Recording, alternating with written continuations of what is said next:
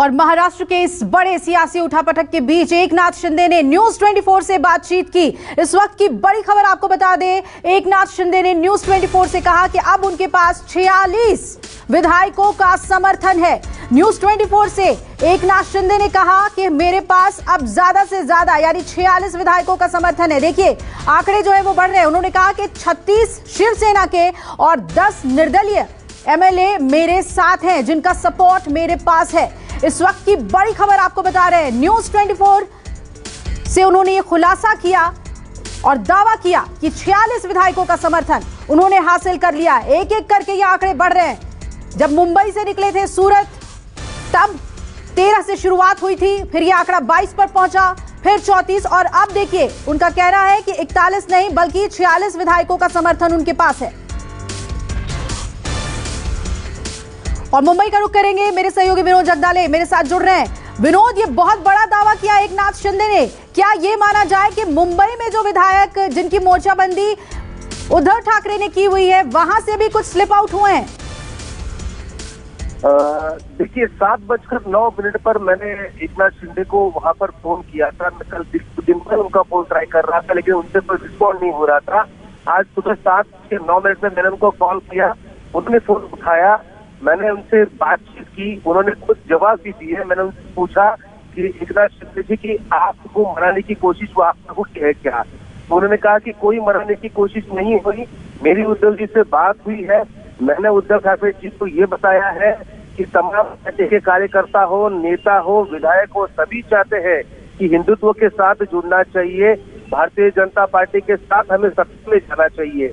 फिर मैंने उनसे पूछा कि कितने विधायकों का समर्थन आपको हासिल है। उन्होंने कहा कि मेरे साथ फिलहाल होटल में 36 विधायक शिवसेना के मौजूद हैं और 10 निर्दलीयों का समर्थन मुझे है। 46 विधायक इस समय मेरे साथ है।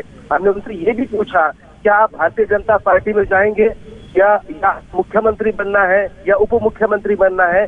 उन्होंने कहा कि मैं भारतीय जनता पार्टी में नहीं जाऊंगा, लेकिन मैं हिंदुत्व के साथ रहूंगा। इसका साफ मतलब है कि ये अलग गुट बनाकर भारतीय जनता पार्टी की सरकार में शामिल होंगे, किसी भी पार्टी में वो जाएंगे नहीं। एकनाथ शिंदे ने ये भी कहा कि मैंने जो बगावत की है, या मुझे नाम दिया जा रहा है बगावत का, लेकिन ये मैंने किसी पद की लालसा में नहीं किया, ना मुझे सीएम बनना है ना डिप्टी सीएम बनना है। लेकिन विधायकों का गुस्सा था, नेताओं का गुस्सा था। उनको ये कह रहे थे उद्धव जी से पिछले 1.5 साल से कि हमें हिंदुत्व के साथ रहना जरूरी है। अगर हमें पद की लालसा होती तो मैं सारे विधायकों को लेकर भारतीय जनता पार्टी में शामिल हो सकता था, लेकिन मैं भारतीय जनता पार्टी में शामिल नहीं हो रहा हूँ। हम हिंदुत्व के साथ रहेंगे। विनोद, ये भी क्या जानने की कोशिश की आपने, क्योंकि कल जो मीडिया में फ्लोट हुआ कि उन्होंने शर्त रखी है कि बीजेपी के साथ आएंगे तभी साथ चलेंगे और एनसीपी और कांग्रेस से उनकी नाराजगी है, क्या ये बातें भी उन्होंने उद्धव ठाकरे से साझा की फोन पर बातचीत के दौरान? देखिए उन्होंने शर्त नहीं रखी। उन्होंने उद्धव जी को कहा कि सभी विधायक शिवसेना के अगर भारतीय जनता पार्टी के साथ सत्ता में तो पार्टी की भलाई के लिए अच्छा होगा और ये करना बेहद जरूरी है। उन्होंने ये बात बताई। यानी साफ है कि उनकी मांग है उद्धव ठाकरे से कि हर हाल में ये जो विधायक एकनाथ शिंदे के साथ है वो तो वापस नहीं लौटेंगे, वो जाएंगे, लेकिन पूरी शिवसेना अगर हिंदुत्व के मुद्दे पर भारतीय जनता पार्टी का समर्थन करेंगी तो वो सबके लिए अच्छा और बेहद राज्य के विकास के लिए फायदेमंद रहेगा। अब विनोद, जितना बड़ा नंबर बता रहे हैं एकनाथ शिंदे, ऐसे में तो अल्पमत में आ गई उद्धव ठाकरे की सरकार। क्या लग रहा है आज क्या बड़े फेरबदल देखने को मिल सकते हैं महाराष्ट्र में? वाकई ही उद्धव ठाकरे की सरकार अल्पमत में आ चुकी है। एकनाथ शिंदे का पूरा दावा है सभी मेरे साथ शिवसेना के विधायक हैं, मैं मिलाकर, और 10 का निर्दलीयों का समर्थन। कुछ निर्दलीय आप पहुंच रहे हैं, कुछ निर्दलीय रास्ते में है। 46 विधायक मेरे साथ है। तो ये बात साफ है कि उद्धव ठाकरे सरकार अब अल्पमत में आ चुकी है। आज गुवाहाटी पहुंचे ये सभी विधायक। अब भाजपा के स्थानीय नेता गुवाहाटी के, असम के, वहां जाके उनसे मिले हैं और इसके बाद शायद कोई बड़ा नेता भाजपा का भी या राज्य से कोई नेता पर जा सकता है। कल आपने देखा ही होगा पूर्व मंत्री और मौजूदा विधायक संजय कुटे सूरत में विधायकों से और एकनाथ शिंदे से मिलने वहां पर पहुंचे थे। तो अब ये देखना है कि आज आगे क्या क्या होता है। जी बिल्कुल विनोद, ये बहुत बड़ी खबर आप बता रहे हैं और बने रहिएगा हमारे साथ। और तमाम सहयोगी हमारे साथ जुड़े हुए हैं। दीपक मुंबई में मौजूद हैं, साथ ही सूरत में भूपेंद्र भी मौजूद हैं। दीपक, ये जिस तरीके के आंकड़े सामने आ रहे हैं, अब 46 विधायकों का नंबर दिया गया है। एकनाथ शिंदे ने न्यूज 24 से ये खुलासा किया कि उनके पास बहुत ज्यादा समर्थन अब आ चुका है। तो क्या माने, आज मुंबई में स्थिति जो है, तस्वीर जो है वो साफ हो जाएगी सरकार को लेकर?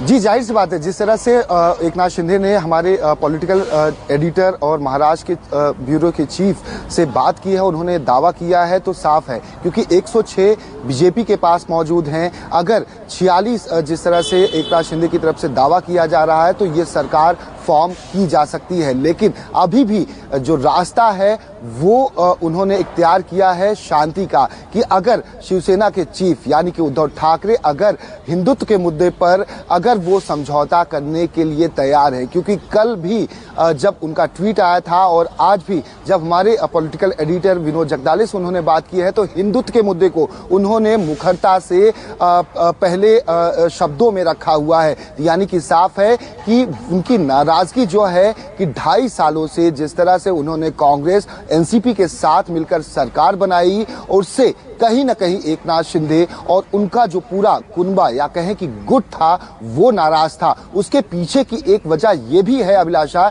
कि एनसीपी के पाले में तमाम जो मलाईदार पोस्ट थी, यानी कि जो कैबिनेट मंत्री थे, उन एनसीपी के खाते में गए थे मलाईदार। और ऐसे में शिवसेना के खाते में जो विधायक थे, जो मंत्री बने, उनके जो इलाकों में काम करवाने थे, उस तरह की फंडिंग या पैसे एनसीपी या फिर कांग्रेस के जो नेताओं को कैबिनेट मंत्री का दर्जा दिया गया, उनकी तरफ से पैसे नहीं अलॉट किए गए।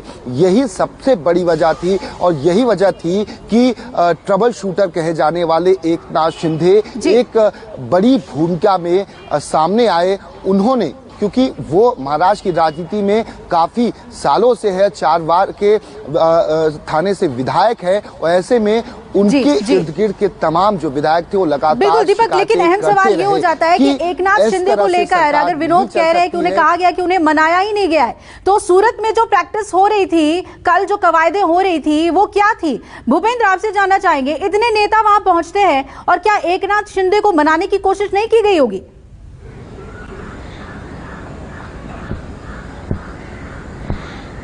बिल्कुल मनाने की कोशिश की गई, क्योंकि यहाँ पर रविंद्र फाटक और मिलिंद नार्वेकर ने दोपहर लगभग 4:30 बजे के आसपास होटल में एंट्री ली थी और वो 6:30 बजे बाहर निकले हैं। मतलब 2 घंटे के आसपास वो उन्होंने होटल में समय बिताया, जिसमें कई उन्होंने फोन पर बातचीत भी करवाई उद्धव ठाकरे से एकनाथ शिंदे की।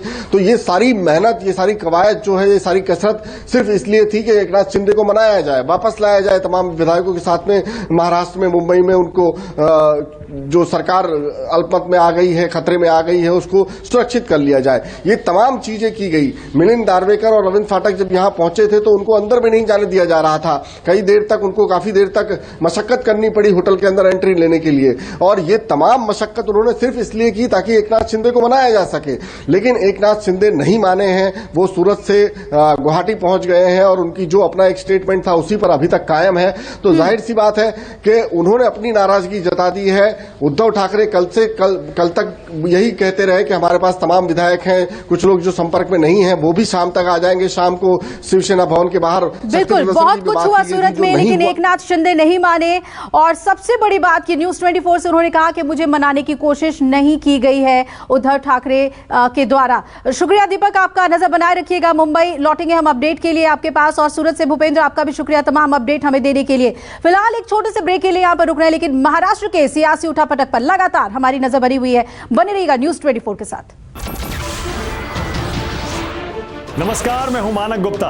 अगर आपको हमारा ये वीडियो पसंद आया हो तो इसे लाइक और शेयर जरूर करें, और हां, हमें सब्सक्राइब और फॉलो करना ना भूलें ताकि आप देश और दुनिया की कोई खबर मिस ना करें। तो जुड़े रहिए हमारे साथ और देखते रहिए न्यूज 24।